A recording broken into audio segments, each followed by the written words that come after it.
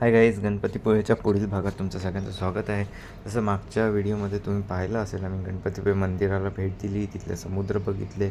तर आता आम्ही तिथेच थोडंसं 3 किलोमीटर दूर असलेल्या प्राचीन कोकणला आलो. जसं तुम्ही स्टार्टिंगला बघितलं, मॅजिक वर्ल्ड पण साईडलाच आहे. त्याच्या साईडला हे आहे प्राचीन कोकण. जसं समोर तुम्हाला जी गेट दिसते तिथून एंट्री आहे प्राचीन कोकणसाठी, आणि इकडे मॅजिक वर्ल्ड आहे.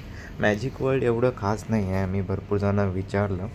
सो आम्ही मॅजिक वर्ल्डला काय गेलो नाही, आम्ही फक्त प्राचीन कोकणला भेट दिली. चला तर मग प्राचीन कोकणच्या या प्राचीन सफरमध्ये, जिथे आपल्याला आय थिंक 1000-2000 वर्ष पुराणं कोकण दाखवलं जातं, की त्यावेळेला कोकणातली लोक कशी राहायची, कसं जीवन जगायची, आणि त्यावेळची इथे यांनी झाडं विडं सगळं असं जोपासून ठेवलेलं आहे. तर इथे अशी पार्किंगची जागा आहे, समोरच पाहू शकता. छानपैकी गाड्या लागू शकतात. इथे तिकीट आय थिंक कॅमेऱ्याचं 50 रुपये घेतात, पर पर्सन 50 रुपये असं तिकीट घेतात. सो आतमध्ये इथे वेटिंग रूम बनवलेलं आहे, आणि त्यांच्या तिकिटामध्ये गाईड फ्री असतो, गाईड घ्यायलाच लागतो. तर इथे वेटिंग रूम आहे, जिथे आपल्याला टी व्हीवरती कोकणातले संस्कृती दाखवली जाते. सो चला मग प्राचीन कोकणच्या या अविस्मरणीय भेटीला प्रवेश करताच इथे स्टार्टिंगला आपल्याला एक गुफा लागते. सो ह्यांचं असं म्हणणं आहे, या गुफेत प्रवेश केला की तुम्ही 1000 वर्ष जुन्या कोकणात पोचता. सो असे गुफेमध्ये आदिमानव दाखवलेला आहे, आणि असे एक छानपैकी हे त्यांनी असं बनवून ठेवलेलं आहे, मूर्त्या बनवून ठेवलेल्या आहेत. आणि इथून आपण जसं आतमधनं या दुसऱ्या साईडला जातो, तेव्हा इथे आपल्याला दिसतं हे प्राचीन कोकण. म्हणजे त्यावेळेचं ना कुठले म्हणजे जास्त रहदारी नाही, काही नाही, एकदम असं जंगलासारखं. आणि इथं त्यांनी प्राचीन कोकणामध्ये मिळणारे हे जे कोल्हे, अजून हा जो तरस, हे ह्यांची माहिती सांगितलेली आहे. ते गाईड सांगतात आपल्याला बरोबर माहिती. सो इथे आपल्याला हे सगळे, म्हणजे असं तर आपण नाही पाहू शकत जंगलामध्ये. सो हे ह्यांनी अशी मूर्ती बनवून ठेवलेल्या आहेत. सो आपण तिथे आतमध्ये गेल्यावर पाहू शकतो. आणि इथे झाडं ही ओरिजिनल आहेत, त्यांनी जोपासलेली आहेत छानपैकी.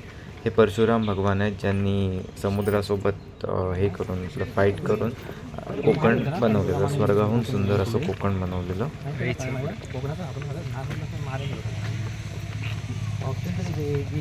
पुढे चला, मागे काय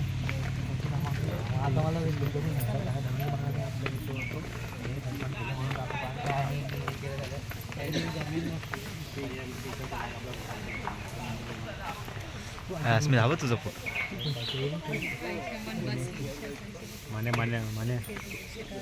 इकडे वनवासी दाखवलाय. कोकणामध्ये दुर्गम पर्वतामध्ये वनवासी लोक राहत होते. त्यामध्ये भिल्ल व कातकरी या जातींचा समावेश होता. त्रिफळाचे झाड आहे. त्रिफळाची फळे जंतुनाशक असतात, म्हणून त्याचा वापर शेतकरी धान्य साठवण्यासाठी करतो. तसेच त्यांचा उपयोग गरम मसाल्यांसारख्या पदार्थांमध्ये केला जातो. इकडे माडीवाला दाखवलाय, ताडी माडी काढणार. ह्या जागेवर तिथला जो गावाचा जो पंच असतो, किंवा जो मेन असतो मुखिया, तो इथे त्यांनी आमच्यासाठी गाराणं घातलं. इतकं छान गाराणं होतं ना, तुम्ही याल ना तेव्हा नक्की ऐका, खूप छान वाटेल.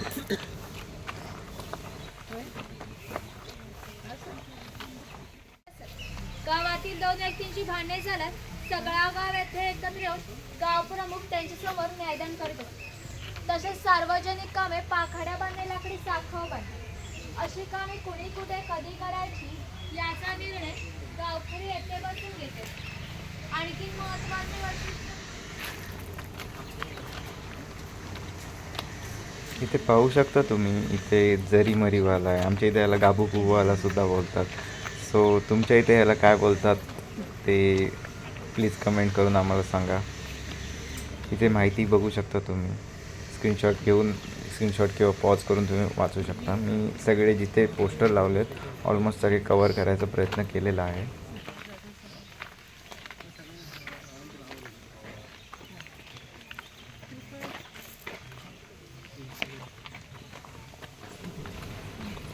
आता इथे पाहू शकता, हा कोकणातला कोळी आहे. सो जो कोळी असतो तो समुद्रात जातो, समुद्रात जाऊन मासेमारी करून येतो, आणि त्याचा जो धंदा असतो तो जीवावर असतो. म्हणजे काय होईल सांगता येत नाही. किती मोठा खेकडा आहे बघू शकता, खेकडा सॉरी चिंबोरी, म्हणजे त्याला चिंबोरी बोलतात. सो एवढी मोठी चिंबोरी ॲक्च्युअलमध्ये समुद्रात भेटते. आणि इथे हा नाविक आहे जो केस कापतोय लोकांची. आणि हा आहे आपला इथला खोतांचं घर. हा नाभिक आहे. चला तर मग खोतांच्या घराला कोकणामध्ये भेट देऊ. 12 बलुतेदार पद्धत अस्तित्वात होती. म्हणजेच नाभिक, सुतार, चर्मकार, कासार हे लोकांना घरोघरी जाऊन सेवा पुरवत असतात. त्याबदल्यात त्यांना पैसे नव्हे तर केवळ धान्यच मिळत असते. म्हणजेच एका नाभिकाला एका कुटुंबातील पुरुषाचे घरी जाऊन हे खोत आहे, खोतांचे घर आहे. राजाच्या गावातील थेट प्रतिनिधिक म्हणजे खोत. धार्मिक व राजकीय बाबतीत पहिला माना खोतांचा असतो. खोत गावचा प्रमुख असतो. गावात न्यायदान करणे, महसूल गोळा करणे, कायदा व सुव्यवस्था सांभाळणे इत्यादी कामे खोतांची असतात. खोत लोक जमीनदार असत. सर्वसामान्यपणे सुखवस्तू असत.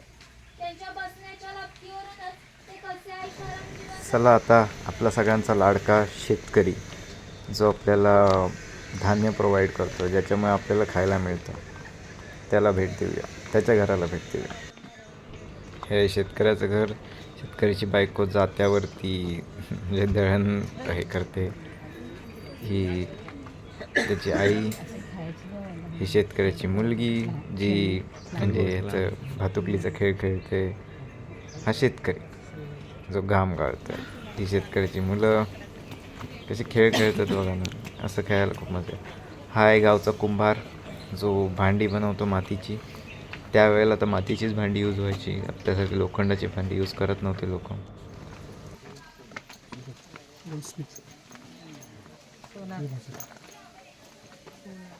हा सोनार आहे. सोनार गावातील महत्वाचा घटक होता. गावातील महिलांना लागणारे दागिने व विविध देवतांना लागणारे दागिने बनवून देण्याचे काम हा सोनार करीत असत. त्यांच्या या अप्रतिम कलाकुसरीला जगभर अशी मागणी होती. तसेच नवरात्र व शिमगा अशा अन्य वेळी ग्रामदेवतेला दागिने घालण्याचा मान हा सोनाराचा असेल.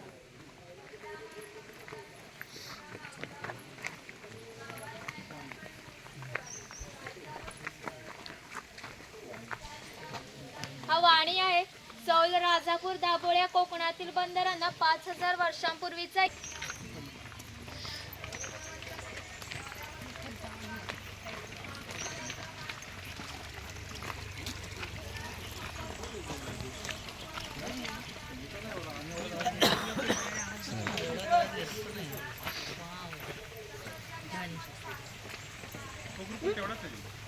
हा सुतार आहे. सापाचा खेळ करताना. इथे पुढे पाहू शकता तुम्ही हा असा अस्वलवाला आणि गारुडी साप घेऊन येणारा.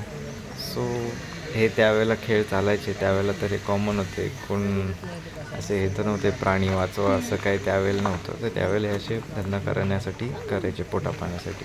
हा आहे लोहार, गावचा लोहार जो म्हणजे कुल्हाडी, पारय बोला किंवा कोयती बोला ते बनवून घडवण्याचं काम करायचा. लोखंडाची अवजार बनवण्याचं काम करायचं बेसिकली. सो गावातल्या लोकांना शेतीसाठी यूज होणारे हत्यार बनवायचा तो. आणि इथे पाहू शकता तेली आहे.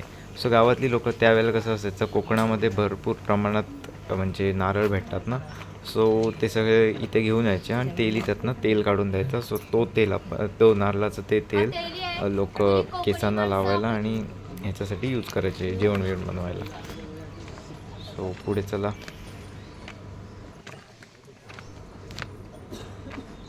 इथे पाहू शकता तुम्ही, इथे असे ते झापापासून म्हणजे टोपली विपली बनवली जाते ज्याच्यात लोक शेण घेऊन जायचे. नाही तर इथे वाचू शकता तुम्ही त्यांचं काय काय करण्यासाठी यूज करायचे. भाजी बिजीसाठी, पालापाचोळ्यासाठी ते टोपली यूज करायचे. ते टोपली घडवण्याचं काम, सुंदरशी टोपली घडवण्याचं काम ते करायचं आहे. पुढे चला, पुढे पाहू आपण हे प्राचीन कोकण.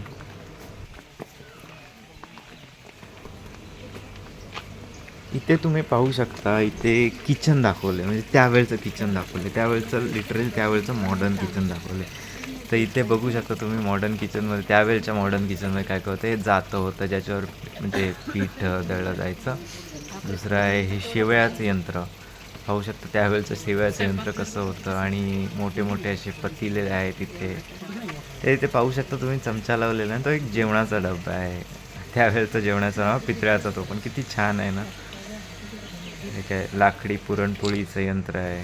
छान वाटलं हे किचन पाहून मला खूप छान वाटलं.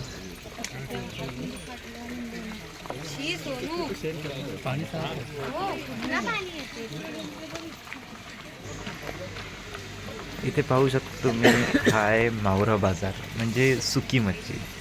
त्यावेळेला कसं मच्छी अशी साठवून ठेवली जायची आणि म्हणजे हे करायचं तर हा मावरा बाजार त्यावेळेचा कसा होता. त्यावेळेला अशी कोळीत मावशी बसायची आणि मस्तपैकी सुकी मच्छी विकायची. हे बघा ना किती सुंदर असं हिरवंगार असं वाटते त्यावेळेचं. तर हा आहे कासार.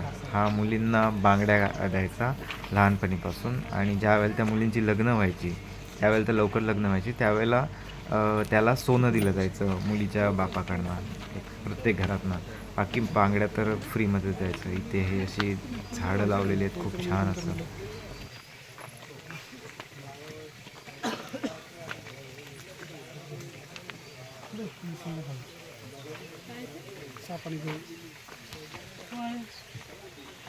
तिकडे गरुड पक्षी सापाची शिकार करताना दाखवलंय. इथे हे जे गाईड आहेत ते एवढे छान गाईड करतात ना, खूप छान सांगतात. म्हणजे आपण जे पैसे देतो त्यांना 50 रुपये पर पर्सन ते वसूल झाल्यासारखे वाटतात. आणि इथे ही दिदी आम्हाला पाणवठा दाखवायला घेऊन आली. होऊ शकतं ते त्यावेळेचा पाणवठा कसा आहे जिथे बायका कपडे वपडे धुवायच्या आणि शेतीसाठी सुद्धा हे पाणी यूज केलं जायचं. छान सुंदर असं. तर बघू शकता त्यांनी ह्याच्या पाणवठ्यामध्ये एक छोटंसं नाही बघू शकतो सुंदर असं कासव ठेवलेलं आहे. शेती होत असे. उन्हाळी भात शेतीला पाणी भरपूर लागत असे तेवढे पाणी प्रत्येक गावात उपलब्ध असे. ग्रामदेवतेनंतर पाणवठा असे एकमेव ठिकाण होते की ज्या ठिकाणी सगळा गाव एकत्र येत असत. लहान मुले मासेमारी किंवा आंघोळीसाठी येत असत. स्त्रिया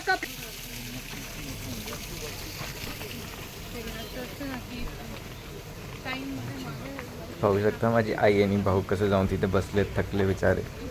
थोडंसं चढायला लागते इथे त्याच्यामुळे. हा आहे चप्पलवाला चांबड्याची चप्पल बनवून देतो गावात.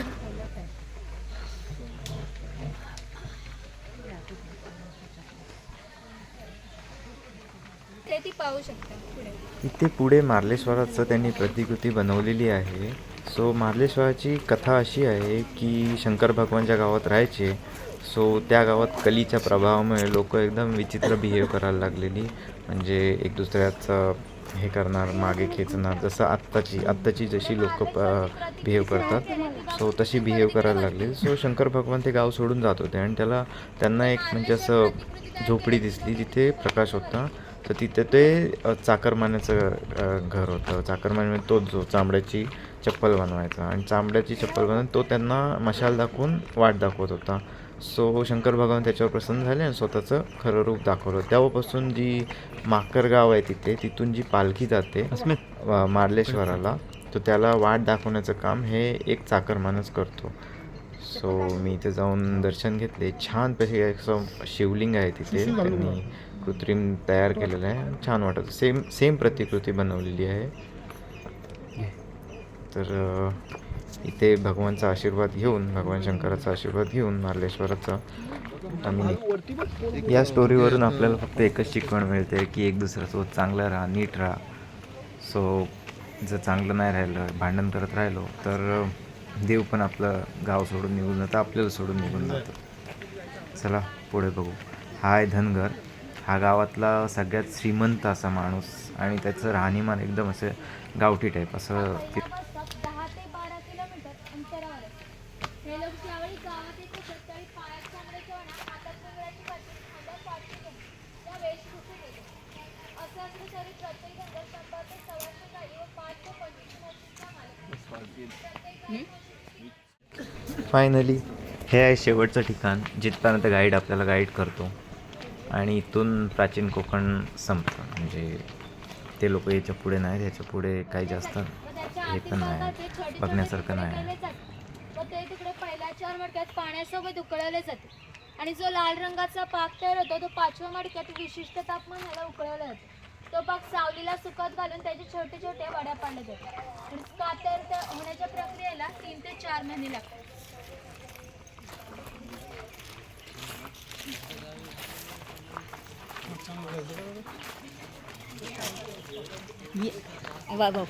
तिथेही मचान आहे उंच अशी. हा बघू शकता माझा भाऊ आगाव पहिलेच गेलेला.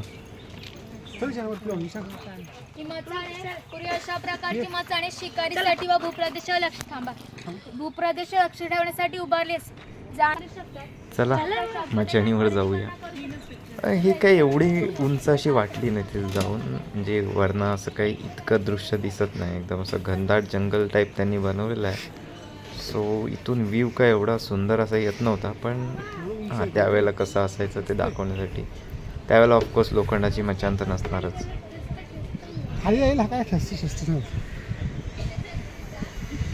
हिरवंगार असं जंगल टाईप दिसत होतं तिथून वरनं. आणि इथे गाईड इथपर्यंतच गाईड करतो. ह्याच्या पुढे इथे असे फोटो काढण्यासाठी हे केलेलं आहे आणि इथे तुम्ही शॉपिंग करू शकता. खूप सारे असे मसाले, कोकणी मसाले प्लस कोकणी साहित्य, डेकोरेशनचे साहित्य इथे विकतात ते लोक. तुम्ही इथे खरेदी करू शकता.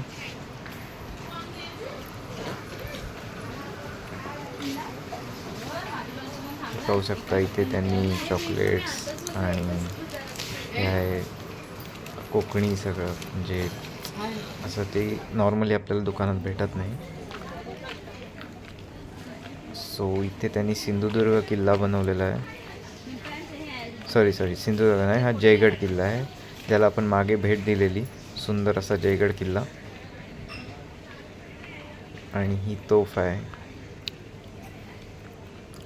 सो इथे हे जे हॉटेल आहे ना, इथे म्हणजे आम्ही हॉटेलमध्ये खूप छान असं त्यांनी उकडीचा मोदक दिलेला खायला आणि एक त्यांची प्लेट होती आणि छान होतं जेवण, खूप छान होतं.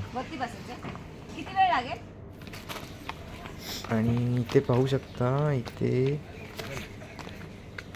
हे ग्रामदेवता आहे त्यांची.